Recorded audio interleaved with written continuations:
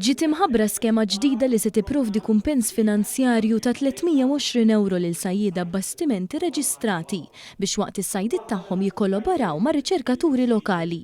Din l-iskema innovattiva ndalan li tiffaċilita l-ġbir ta' dejta minn fuq il-baħar f'ħin reali billi tinvolvi direttament lis-sajjieda fil-proċess ta' riċerka.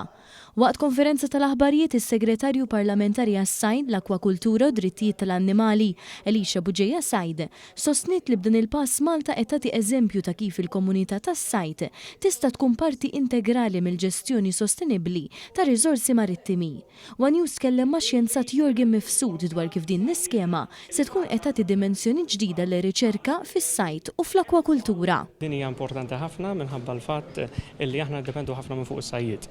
Dak illi jaqbad is-sajjied, dak li jirriporta s-sajjied, aħna rridu nkunu nafuh bħala membru stat fl-Unjoni Ewropea biex finalment meta jittieħdu deċiżjonijiet dwar policies eċetera fil-fora Ewropej aħna ninformaw l-Ewropa b'mod kostruttiv dwar is-settur f'Malta. Is-Segretarju Parlamentari aċċennat li flimkien ma' Aquatic Resources Malta qed ikomplu jaħdmu biex ir-riċerka issir aktar inklusiva, trasparenti u parteċipattiva. Permezz ta' din l-iskema aħna qegħdin nattiraw is-sajjieda biex nikkollaboraw flimkien fejn tidħol ir-riċerka dwar is-sajd u dwar il-ħut.